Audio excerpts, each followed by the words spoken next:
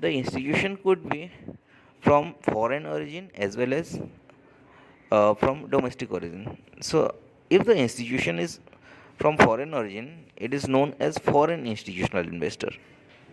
But when the institution is from domestic origin, it is known as domestic institutional investors, FIIs and DII.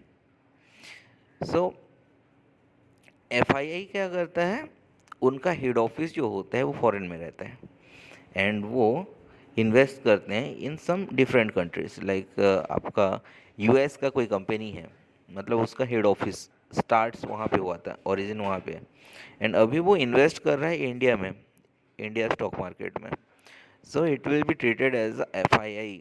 Singapore का कोई investors है और company है, वो India market में invest कर रहा है, तो it will be treated as FII. Whereas there is a company, उसका ओरिजिन इंडियन है, ठीक है, लाइक आपका टाटा मोटर्स और TCS, टाटा कंसल्टेंसी सर्विस और रिलायंस इंडस्ट्रीज, इनका ओरिजिन कहाँ पे है, इंडिया में है. और ये लोग क्या कर रहे हैं कि उनका सेल्फ डीमैट अकाउंट खोल के इंडियन मार्केट में इन्वेस्ट कर रहे हैं. तो इन लोगों को क्या बोला जाएगा, DII, डोमेस्टिक इंस्टीट्यूशनल इन्वेस्टर्स, ठीक है. सो इट हैपन्स लाइक कोई कंपनी है एंड उनका अकाउंट्स चलता है ना, कैश अकाउंट्स, कैश स्टेटमेंट्स जैसे रिफ्लेक्ट होता है फाइनेंशियल स्टेटमेंट में, तो अकाउंट्स में कुछ बैलेंस है ना, कैश बैलेंस. तो कैश बैलेंस को वो लोग यूटिलाइज करेंगे अदर उनका कोर बिजनेस में, या तो दे हैव द ऑप्शन के कहीं पे इन्वेस्ट करते हैं कोई कंपनी में, या तो डायरेक्टली कोई सेकेंडरी मार्केट से कोई शेयर्स खरीदते हैं, ठीक है, एज पर द रिसर्च. तो अगर ऐसे करते हैं तो उनको डीमैट अकाउंट की रिक्वायर्ड होते हैं and those are known as the institutional investors. Clear, ठीक है. The interesting thing is that कि देर आर फ्यू कंपनीज जिनका कोर बिजनेस यही है, इन्वेस्टमेंट ओनली, लाइक LIC एक इंश्योरेंस कंपनी है. वो क्या करता है कि हम लोगों से पैसा लेता है एंड वो various type of instruments in stock market में वो इन्वेस्ट कर देता है, स्टॉक्स में करता है एंड डिवेंचर्स और प्रीफर्ड शेयर्स में करता है, बॉन्ड्स में करता है, एट्सेट्रा. तो बेसिकली वो क्या कर रहा है कि उनका कोर बिजनेस वही है, सेम टाइप का, जैसे कि एक म्यूचुअल फंड कंपनीज हो गया. म्यूचुअल फंड कंपनीज में क्या होता है कि जैसे कि हम लोग अपना फंड्स वहाँ पे देते हैं, पोर्टफोलियो मैनेजर हम लोगों का फंड्स मैनेज करता है, कस्टडियंस बोला जाता है जिसको. तो वो कहाँ पे ये इन्वेस्ट करता है, स्टॉक मार्केट में करता है और वही FD, डिवेंचर्स और गवर्नमेंट सिक्योरिटीज़ में इन्वेस्ट करता है. So these are the companies जो कि उनका कोर बिजनेस वही है. सो सेम टाइप का कुछ फॉरेन कंपनीज होंगे तो उनको FII बोला जाएगा, कुछ डोमेस्टिक कंपनीज होंगे तो DII बोला जाएगा. कुछ एग्जांपल है जैसे कि HSBC, सुना होगा आपने, Hong Kong Shanghai and banking corporations. HSBC एक बैंक है एंड बेसिकली वो म्यूचुअल फंड भी बेचता है. तो HSBC उसका ओरिजिन कहाँ पे है, फॉरेन में है. सिमिलरली आपका स्टैंडर्ड चार्टर्ड, ABN AMRO, ये सारे बैंक्स क्या हैं, फॉरेन ओरिजिन है and these are the FIIs जो इंडियन मार्केट में इन्वेस्ट करते हैं. सिमिलरली इंडिया में क्या है, SBI and Tata Axis and Reliance, then what, Bharti Sun Life. So ये सारे कौन है, इंडियन ओरिजिन है और जो इंडियन मार्केट में इन्वेस्ट करते हैं, इनको DII बोला जाता है. क्लियर, ठीक है. सो DII और दिस इंस्टीट्यूशंस फर्दर उसका और भी कैटेगरीज है, like you must have heard about FPI, foreign portfolio investors. तो फॉरेन पोर्टफोलियो इन्वेस्टर क्या करता है कि वो ऐसे लिमिटेड नहीं रहता है कि स्टॉक मार्केट में खाली इन्वेस्ट करना है. FIIs का उनका मेन एजेंडा होता है कि स्टॉक मार्केट इंस्ट्रूमेंट्स में इन्वेस्ट करते हैं, but FPI, foreign portfolio investor जो होते हैं उनका बहुत सारे ऑप्शंस रहते हैं. स्टॉक मार्केट को छोड़ के वो गवर्नमेंट सिक्योरिटीज़ हो गया, या तो कोई बॉन्ड्स हो गया कंपनी का, या तो कोई डिवेंचर्स हो गया, या कोई प्रोजेक्ट में वो इन्वेस्ट कर सकते हैं, उनको FPI बोलते हैं. देन आपका नेक्स्ट कैटेगरी आता है कि FDI, फॉरेन डायरेक्ट इन्वेस्टमेंट। अभी इनका स्पेशलिटी ये है कि वो डायरेक्ट स्टॉक मार्केट में इन्वेस्ट नहीं करते एक्चुअली। वो किसी कंपनी के साथ मर्जर करते हैं या वेंचर करते हैं एंड कोई नया प्रोजेक्ट में काम करते हैं, प्रोजेक्ट में इन्वेस्ट करते हैं। For an example, there is some infrastructural development in India, like कोई रास्ता बन रहा है, ओके, नेशनल हाईवे बन रहा है, या तो कोई बड़ा सा माइनिंग का प्रोजेक्ट चल रहा है, तो FDI क्या करेगा, वो उसी प्रोजेक्ट में इन्वेस्ट करेगा। फॉर एन एग्जांपल, कोई कंपनी वो प्रोजेक्ट को टेक ओवर किया है, उस कंपनी का स्टॉक्स को वो इन्वेस्ट करेगा एंड इनडायरेक्टली उसी में ही इन्वेस्ट कर रहा है। That is the work of FDI। FDI क्या होता है, कुछ लिमिटेशंस होते हैं कुछ कुछ सेक्टर में जो कि डिफाइंड होते हैं बाय गवर्नमेंट। ओके, जो फंडामेंटल एनालिसिस पढ़ेंगे ना, तो वहाँ पे डिटेली पढ़ेंगे कि कौन सा सेक्टर्स में कितना अलाउड है, और पर्टिकुलरली कोई कौन सा कंपनी में कितने परसेंट का FDI है। तो FDI जो होते हैं, FII जो होते हैं और FPI जो होते हैं, उनका वो दीज आर इटसेल्फ इंस्टीट्यूशंस, बड़े बड़े कंपनीज हैं। तो बड़े बड़े कंपनी ऐसे ही डायरेक्टली ब्लाइंडली वो इन्वेस्ट नहीं करते। उनका क्या होता है, एक रिसर्च होता है, एक ग्राउंड्स होता है, उनका रिसर्च टीम होता है। तो बेसिकली क्या होता है कि individual should follow the institutional investors, FIIs DIIs को फॉलो करना चाहिए। Okay, this is the basic guidelines, क्योंकि उनका रिसर्च स्ट्रॉन्ग होता है रेदर देन हम लोगों का। उनके पास रिसोर्सेस होते हैं बहुत सारे, तो अगर उनका रिसर्च के को देख के हम लोग भी उन्हें फॉलो करते हैं तो हम लोगों को भी प्रॉफिट हो सकता है। ठीक है। देन जैसे कि इंडिविजुअल इन्वेस्टर जो बोले हम, उनको हम लोग बोलते हैं, उनको भी दो कैटेगरी में डिवाइड किया गया है। ठीक है। एक होता है रिटेल इन्वेस्टर्स, RI। दूसरा होता है आपका HNI, high net worth investors. There is statistic actually, in 2017 एक रिसर्च किया गया था जिसके तौर पे HNI, high net worth investor client India में लाइक 2,70,000 क्लाइंट्स थे। ठीक है। Let me tell you what is the difference actually between the retail investors and HNI, high net worth investors. High net worth investors होने के लिए आपका मिनिमम क्राइटेरिया जो है कि आपका एक पोर्टफोलियो वर्थ होना चाहिए मोर देन 5 करोड़, एटलीस्ट 5 करोड़ का वर्थ होना चाहिए आपका पोर्टफोलियो का। So basically these are the investor जिनका होल्डिंग और portfolio worth more than 5 crore, उनको HNI कैटेगरी में काउंट किया जाता है। तो 2017 में जब वो रिसर्च किया गया था इंडियन मार्केट में, तो there were more than 2,70,000 HNI clients. अभी इसका प्रोजेक्शन कैलकुलेट किया गया एंड द एक्सपेक्टेशन जो है एज पर दैट रिसर्च कि 2027 तक जो नंबर है ऑफ HNI क्लाइंट 2,70,000 था, वो एक्सपेक्टेड है कि 9,50,000 होने का। So see the growth projections of Indian stock market. ये इंडियन स्टॉक मार्केट में जो HNI है, बड़े बड़े इन्वेस्टर्स हैं, उनका इंटरेस्ट, इनपुट्स, इन्वॉल्वमेंट देख के ये कैलकुलेशन किया गया है। तो ग्रोथ रेट बहुत सारे हैं, अपॉर्चुनिटीज़ बहुत सारे हैं, बट लैक है the knowledge. Okay, so as soon as possible जितना हम लोग लर्न कर सकें आउट ऑफ स्टॉक मार्केट, हम लोग उतना फ़ायदेमंद हो जाएंगे। बिकॉज नाउ डेज क्या हो रहा है कि stock market is only the field जिसका रिटर्न इज़ वेरी गुड, और it's like anything with compare to any other sector. ठीक है। स्टॉक मार्केट में जो सर्वाइव कर लिया वो बहुत कुछ अचीव कर लेता है। Clear. HNI and retail clients हो गए, राइट। रिटेल इन्वेस्टर्स का परसेंटेज इंडियन मार्केट में 7% अराउंड है। ठीक है। और HNI का जो परसेंटेज है वो अराउंड आपका 70% है, 10 times. Okay, so thank you. Next हम लोग कुछ दूसरा की प्लेयर्स के बारे में पढ़ेंगे। Now let's talk about individual investors. Individual investors are like us. हम लोग इंडिविजुअल इन्वेस्टर्स कैटेगरी में ही जाएंगे। because being an individual we are having a PAN card, Aadhaar card, identity है हम लोगों का, and we are very much capable to open a demat account. ठीक है, तो अभी डीमैट अकाउंट हो गया तो हम लोगों को इंडिविजुअल इन्वेस्टर के तौर पे ट्रीट किया जाएगा, और we will be considered as individual investors. ठीक है, further the individual investors are categorise in two types.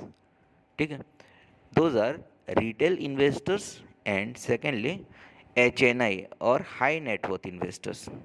So let me tell you about the high net worth investor, उनका criteria क्या है।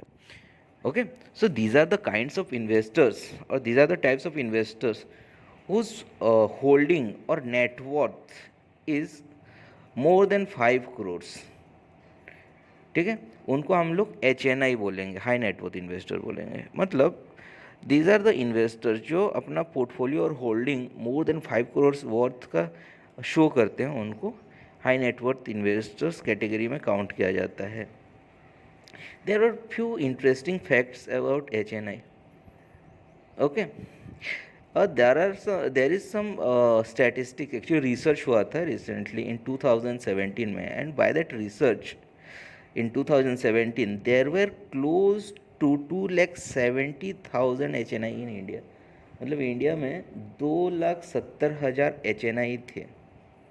Okay, as per the research, and ये expected किया जा रहा है कि this number is predicted to touch 9,50,000 by end of 2027। मतलब 10 साल में उनका प्रोजेक्शंस, और जो जिस तरह का इन्वॉल्वमेंट हो रहा है HNI का, डायरेक्ट इन्वेस्टमेंट हो रहा है इंडियन स्टॉक मार्केट में और इक्विटी में, उस हिसाब से यही माना जा रहा है। तो this is very much predicted that कि ये जो फिगर है 2,70,000 का, वो टच करने वाला है 9,50,000 तक। तो जस्ट मतलब imagine the growth of Indian stock market now it is. ठीक है, सो बहुत सारा अपॉर्चुनिटीज़ है, जस्ट हम लोगों का लैक नॉलेज में करते हैं, बिकॉज हम लोग सीखना नहीं चाहते somewhere. Okay, people consider it the stock market as something else, actually सट्टेबाजी की तरह लेते हैं और गैम्बलिंग की तरह लेते हैं, और इजी मनी सोचते हैं वो लोग, एंड ट्रैप होते हैं, इसीलिए सक्सेस रेट कम है यहाँ पे।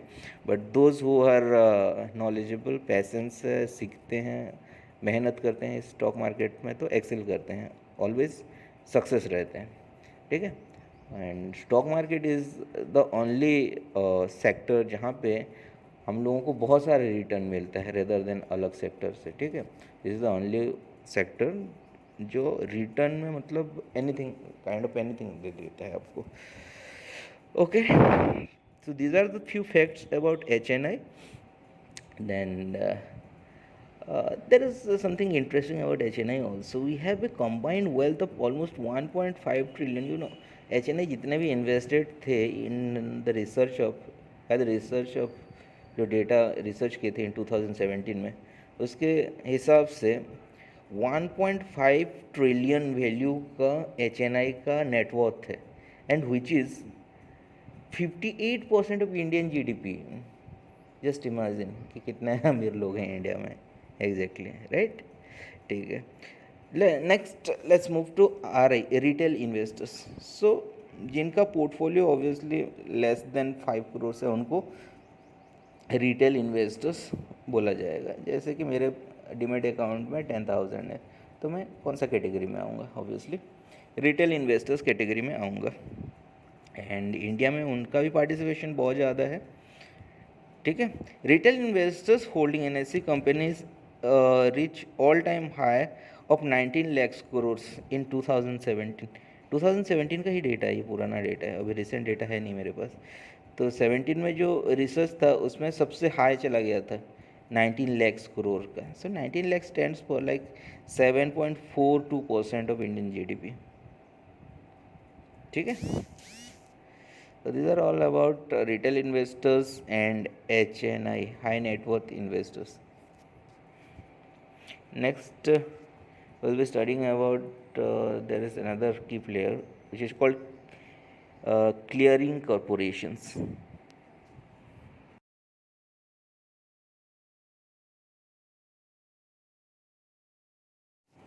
So in the hierarchy of regulatory framework of Indian stock market, there is another key player, very important key player is there actually, which is called clearing corporations.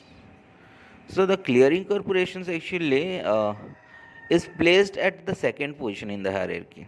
Like second positions में हम लोगों का stock exchanges आते हैं, depositories आते हैं, similarly clearing corporations भी आते हैं. थर्ड पोजीशंस में आपका डीपी एंड स्टॉक ब्रोकर्स, कस्टडियंस वगैरह आते हैं. एंड एट द बॉटम पूरा लास्ट में आते हैं आपका इन्वेस्टर्स एंड ट्रेडर्स. तो clearing corporations also play an important role in the stock market. So before going forward, moving forward about clearing corporation, मैं इसको एक एग्जाम्पल के तौर पे समझ जाता हूँ. Okay, let me tell you an example. So suppose what happens na, we run a stock market program like this, right? So one day there is a few people, or there is one person came to my office and he inquired about the stock market courses, and he understood all the, he went through all the details जो कि हम लोगों का programme details होते हैं, हम लोग उनको प्रोवाइड किए. And he agree to take the courses. ठीक है, अभी पेमेंट की बात हुई तो he is agree to pay through cheque. उन्होंने कहा कि हम लोग पे में चेक में पे करेंगे. तो वी एग्रीड एंड वो लोग क्या किए कि स्टेट बैंक का चेक दिए. लाइक जो भी कोर्स फीस है वो फिलअप करके स्टेट बैंक का चेक दिया हम लोगों का. अभी द थिंग इज़ दैट कि मेरे पास मेरा बैंक अकाउंट स्टेट बैंक में है नहीं. I have an account in ICICI bank. So there is a question कि should I take that cheque और व्हाट. ऑब्वियसली मैं चेक ले लूँगा. अभी चेक लेके क्या करता हूँ मैं, ICICI बैंक जाऊँगा जहाँ पे मेरा अकाउंट है. एंड वहाँ पे एक डिपॉजिट फॉर्म आता है, डिपॉजिट फॉर्म फिलअप करूँगा. वहाँ पे वो चेक नंबर वगैरह सब मेंशन करूँगा. डिपॉजिट फॉर्म वो कैशियर को दे दूँगा जो बैठता है कैशियर डेस्क में. पर वो वेरीफाई करेगा, देखेगा मेरा अकाउंट्स एंड एंट्री करके मुझे एक रिसीविंग पेपर फाड़ के दे देगा. अभी क्या होता है कि जब मैं आऊँगा ऑफिस मेरा एंड वहाँ पे मैं net banking, I have a net banking of ICICI, तो वो लॉग इन करके चेक करूँगा मेरा अकाउंट्स तो क्रेडिट हुआ होगा, लाइक अपडेटेड हुआ होगा क्या वो amount. The answer is no. ठीक है, बिकॉज जब के चेक फॉर्म में आप डिपॉजिट करते हो कि टेक टाइम्स एक्चुअली, तो टाइम लगता है आपके अकाउंट में अपडेट होने में. Why is this so? क्योंकि the reason is very simple कि आपकी तरह बहुत सारे ऐसे चेक होल्डर आए होंगे जो कि चेक में पेमेंट किए होंगे. तो वो कैशियर क्या करता है, सारे चेक को एक साथ इकट्ठा करता है. Okay, he collects all the cheque at a time. And at the end of the day वो क्या करता है कि there is a department called clearing department, वहाँ पे सारे चेक को भेज देता है. And that clearing department as the authority only कि वो चेक कर सकते हैं अपना जो प्लेटफॉर्म और इंटरफेस है वहाँ से लॉगिन करके वो लोग चेक कर सकते हैं कि जो चेक जहाँ पे आया है, जहाँ से आया है दैट बैंक. सपोज SBI का चेक मैं डिपॉजिट किया था तो SBI का जो अकाउंट्स है वो लोग उसको एक्सेस कर सकते हैं और चेक कर सकते हैं कि एग्जैक्टली वो फंड्स अवेलेबल है कि नहीं उस अकाउंट में. तो अगर उस अकाउंट में फंड्स अवेलेबल है तो वो लोग क्लियर कर देंगे. तो वंस क्लियर कर दिए तो क्या होगा कि मेरे अकाउंट्स में क्रेडिट हो जाएगा वो, फिर मैं देख सकता हूँ पैसे आ गए होंगे. ठीक है. So what happens over here through out this transaction, actually कुछ टाइम लगा, इमीडिएटली हुआ ही नहीं. जैसे मैं डिपॉजिट किया वो मेरे अकाउंट में आया नहीं. And this time taken is called the clearing process. जो प्रोसेस हुआ जहाँ से गया कैशियर से, मेरे से कैशियर तक गया, कैशियर से हो गया एक डिपार्टमेंट क्लियरिंग डिपार्टमेंट है. क्लियरिंग डिपार्टमेंट क्लियर देते हैं, फिर हम लोगों के पास आ जाता है वो पैसा. ठीक है. तो my point of saying is like this clearing department stock market में और इक्विटी मार्केट में भी एक क्लियरिंग डिपार्टमेंट होता है जिसको हम लोग क्लियरिंग कॉरपोरेशंस बोलते हैं. There are 2 clearing corporations in India in terms of stock market. First one is called NSCCL, National Security Clearing Corporations Limited. It take cares all the clearing related activity in NSE, National Stock Exchange. Actually it is a subsidiary of NSE.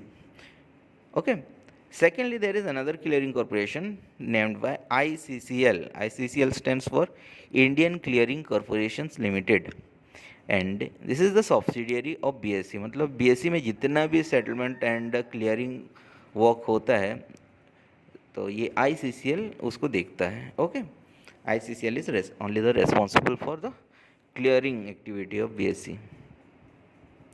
Okay, so अभी इन लोगों का क्या काम है कि like clearing, जैसे कि अभी रिसेंट एग्जांपल में मैंने बताया कि देयर इज़ अ डिपार्टमेंट जो चेक को क्लियरिंग कर रहा है. अभी यहाँ पे क्या हो रहा है कि स्टॉक मार्केट में there are buyer sellers, right. The individual हो या इंस्टीट्यूशनल हो, वो क्या काम करते हैं, as a buyers and sellers act करते हैं और ट्रेड करते हैं वो लोग. तो बीइंग ए बायर आप क्या कर रहे हो कि you need to have that fund, sufficient funds ना. कि like suppose I have an account, trading account, demat account, यहाँ पे मेरे पास है 50,000 रुपीज़, एंड अभी I want to purchase for the worth, और कुछ स्टॉक्स खरीदना चाहता हूँ जो कि 40,000 वर्थ का है. ठीक है, तो I am capable, I am allowed, क्योंकि मेरे पास 50,000 है, 40,000 का मैं खरीदना चाहता हूँ, तो आई एम कैपेबल. ठीक है, सो मैंने बाय ऑर्डर प्लेस कर दिया. ठीक है, but there has to be some sellers ना, जिसके डीमेट अकाउंट में वो स्टॉक्स है एंड वो सेल करना चाहता है, एंड दैट कोटिंग प्राइस, मतलब जिस प्राइस में मैं खरीदना चाहता हूँ वो सेलर ऑल्सो उस प्राइस में बेचना चाहता है, एंड वो प्राइस अगर मैच होता है तभी वो ट्रेड एग्जीक्यूट होता है, अदरवाइज नहीं होता है. For an example, suppose there is a security called Tata Motors, मैं खरीदना चाहता हूँ 450 में, 450. Okay, it's an example. Let's consider कि Tata Motors correct now trading at 455, और मैं 450 में खरीदना चाहता हूँ, जबकि मार्केट में कितना 455 में चल रहा है. अभी there must be a seller जो फेयर मार्केट, जो करंट मार्केट में चल रहा है, उससे हायर वैल्यू में बेचना चाहते होंगे. This is the what the logic in the stock market. Actually जो चल रहा होता है उससे हम लोग हायर वैल्यू में बेचना चाहते हैं, वेयरएज बायर्स क्या करते हैं, उससे लोअर वैल्यू में खरीदना चाहते हैं. ठीक है, but for an instance in दोनों का आइडियोलॉजी मैच हो जाता है, वो निगोशिएशंस होता है. लोअर से देख रहे हो कि वो प्राइस नीचे नहीं आ रहा है because of the demand and supply, तो आप क्या करोगे कि नहीं 450 की जगह चलो कोई बात नहीं, मैं 455 में खरीद लेता हूँ. आप 455 में कर. Similarly there is a seller, वो क्या कर रहा है कि कोट्स किया था कि 460 में सेल करना, बट उसका नहीं एग्जीक्यूट हो रहा है, तो वो क्या करता है कि कमा देता है, फिर 455 कर देता है. अभी दोनों का ऑर्डर मैच कर लिया, प्राइस मैच कर लिया, तो क्या होगा, आपका ट्रेड एग्जीक्यूट हो जाएगा, आपके अकाउंट्स में आ जाएगा, बट इमीडिएटली नहीं आते. ठीक है, ये हो गया ऑर्डर एग्जीक्यूशंस का, रिकॉर्डेड हो गया कहीं पे एक्सचेंज पे. अब ये एक्सचेंज क्या करता है, वो रिकॉर्ड भेजता है. There is a department, the clearing houses और क्लियरिंग कॉरपोरेशंस. अभी जो NSCCL और ICCL हैं वो लोग वेरीफाई करेंगे, ठीक है, कि whether the buyer and seller दोनों के अकाउंट्स में एग्जैक्टली वो इंस्ट्रूमेंट है कि नहीं, लाइक बायर्स के अकाउंट्स में फंड्स अवेलेबल है कि नहीं, एंड सेलर्स के अकाउंट्स में सिक्योरिटी और दैट स्टॉक्स अवेलेबल है कि नहीं. अगर है फिर वो क्लियरिंग कर देगा, एंड फिर आपके अकाउंट पर्टिकुलर अकाउंट्स में आ जाएंगे. जैसे उसके यहाँ पैसा चला जाएगा सेलर्स के यहाँ, एंड बायर्स के यहाँ सिक्योरिटी और स्टॉक्स आ जाएंगे डीमेट अकाउंट में. ठीक है, तो इसके लिए ना वो टाइम लगता है, लाइक वो चेक क्लियरिंग में टाइम लग रहा था ना, तो इसके लिए भी टाइम लगता है कि प्रॉपर आपके डीमेट अकाउंट में कोई सिक्योरिटी आ जाए एंड उसके ट्रेडिंग अकाउंट में पैसा आ जाए. Okay, and this time is called settlement time. Okay, so in cash market the settlement time is T+2 days. T मतलब होता है ट्रेड प्लस 2 days. ओके, आज मान लो कि ट्रेड कर लिया आपने, ऑर्डर एग्जीक्यूट हो गया, तो उसके नेक्स्ट 2 days में वो एक्चुअली डीमेट अकाउंट में आ जाता है, पोजीशन आ जाता है आपका वो स्टॉक्स. सिमिलरली आज के डेट में आपने सेल कर दिया, तो आज ट्रेड डे है, ट्रेड डे के नेक्स्ट 2 days, कल एंड परसों आपका अकाउंट्स में फंड्स प्रॉपर आ जाएंगे. अभी मैं सेल किया हूँ तो मेरे अकाउंट्स में मुझे मार्जिन मिल जाएंगे, I can purchase more stocks right now. अभी मैं सपोज बेच रहा हूँ 40,000 का मेरा होल्डिंग, तो I am very much capable, I will be very much capable to purchase more 40,000 का स्टॉक्स मैं खरीद सकता हूँ अभी currently. That is called margin. But अभी अगर मैं बेचूंगा और इमीडिएटली मैं विड्रॉल मारूंगा तो वो पैसे नहीं आएंगे. It takes time, like 2 days लगेंगे मुझे. कल छोड़ के परसों अगर मैं पे आउट मारूंगा तो मेरे बैंक अकाउंट्स में वो पैसे आ जाएंगे. ठीक है. Why this happens actually? Because of the what, the clearing process, है ना. और द जो हो रहा है द T+2 days को हम लोग सेटलमेंट टाइम बोलते हैं, settlement period in terms of equity. Derivatives जब पढ़ेंगे तो मैं बताऊंगा, उसका सेटलमेंट अलग होता है. बट इक्विटी में स्टॉक्स खरीदने बेचने में सेटलमेंट टाइम लगता है T+2 days. ठीक है. बहुत सारी बातें चल रही है कि ये जो प्रोसेस है उसको और थोड़ा कैसे शॉर्ट टर्म में किया जाए, T+1 day कैसे हो जाए. एंड NSE आई थिंक बहुत जल्दी हो भी जाएगा T+1 day. Okay, I hope this is clear right now कि सेटलमेंट कैसे होता है एंड क्लियरिंग कॉरपोरेशन का काम क्या है ना.